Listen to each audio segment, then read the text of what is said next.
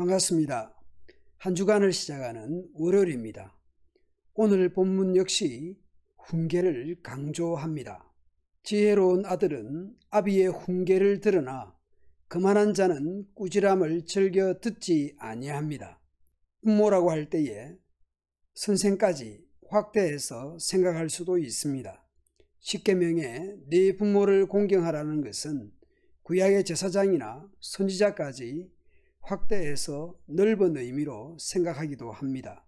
여하튼 부모의 가르침을 가볍게 여기는 사람이 밖에서 만나는 선생들이나 어른들의 훈계나 가르침을 잘 받을 수 있을까 싶습니다. 그래서 듣는 자세, 배우는 자세, 순종하는 것은 부모가 가정에서 가장 중요하게 가르쳐야 하는 주제라고 생각합니다. 오늘 묵상 본문을 셋으로 구분해서 생각할 수 있겠습니다. 2절부터 6절은 언어생활, 7절부터 11절은 경제생활, 12절부터 13절은 순종에 대한 보상입니다. 언어생활과 관련해서 2절, 6절을 표준 세번역으로 보겠습니다. 선한 사람은 열매 맺는 말을 하여 좋은 것을 넉넉하게 얻습니다. 말을 조심하는 사람은 자신의 생명을 보존하지만 입을 함부로 여는 사람은 자신을 파멸시킨다. 의인은 거짓말하기를 싫어하지만 악인은 염치도 없이 수치스러운 일을 합니다. 흠 없이 사는 사람의 의는 그의 길을 지켜주지만 죄인의 악은 그를 망하게 합니다. 우리의 언어 생활은 어떻습니까? SNS나 카톡이나 블로그나 페북이나 트위터 등에서 어떤 댓글이나 대댓글을 쓰십니까? 내가 말을 함부로 하고 욕설을 하고 거짓말을 하고 그러면 나는 악한 사람입니다. 말을 조심하고 선한 열매를 맺는 말을 하고 의인이고 흠없이 살면 그 사람은 선한 사람입니다. 내 입의 말이, 내 글이 나의 인격과 같거나 비슷합니다. 내 입의 말이, 내 글이 나의 존재, 나의 가치, 나의 삶을 나타내는 것이죠. 우리의 언어 생활에서 덕이 되고 부끄럽지 않기를 노력해야 하겠습니다.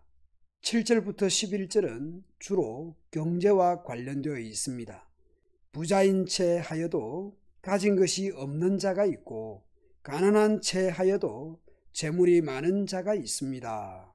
이 7절에 대해서 브루스 월터키의 책을 인용해 봅니다. 그들은 사회를 속인다. 전자는 자격 없는 존경을 받았으며 후자는 재정적인 도움이 필요 없는 자들을 착취한다. 두 번째는 그들은 여호와를 속인다. 하나는 여호와의 복을 받은 것처럼 행동하며 또 하나는 그가 주신 복을 부인한다. 이런 거짓말쟁이들은 드러날 경우 사회적 지탄을 받고 수치를 당하게 될 것입니다. 부자는 돈으로 자기 생명을 구걸하는 경우가 있어도 가난한 사람은 협박을 받을 일이 없습니다. 의로운 사람은 밝게 빛나는 빛과 같고 악인은 꺼져가는 등불 같습니다. 교만은 다툼을 일으킬 뿐입니다. 충고를 듣는 자는 지혜로운 사람입니다. 쉽게 얻은 재산은 점점 줄어들고 힘들여 모은 재산은 점점 늘어갑니다. 어른들이 그런 말을 하지 않습니까? 쉽게 벌면 쉽게 쓴다. 돈 귀한 줄을 모른다. 재산을 간단하게 돈으로 보고 돈 이야기가 나온 김에 돈 이야기를 좀 할까요? 공산주의나 자본주의나 다 유물론적인 것입니다. 분명 돈이 가진 영향력과 힘이 있습니다. 그런데 그리스도인은 돈을 수단화해서 하나님을 사랑하고 이웃을 사랑하는 도구로 사용할 수 있습니다. 돈을 목적으로 하면 쉽게 벌 생각을 할 수 있겠지만 오히려 수고하여 얻은 재산이 더 가치가 있고 그것으로 하나님 사랑, 이웃 사랑으로 활용해 간다면 좋겠다 싶습니다. 어디 돈만 그렇겠습니까? 문명의 발달로 편리한 일들이 정말 많아졌습니다. 그런데 한편으로는 편리함이 주는 유익이 있을 수도 있지만 도리어 중요한 것을 놓치거나 잊어버리게 되는 경우들도 있는 것이죠. 돈을 쉽게 벌면 얼마나 좋겠습니까? 많은 도리어 그것으로 인해 더 중요한 가치를 놓칠 수 있는 것이죠.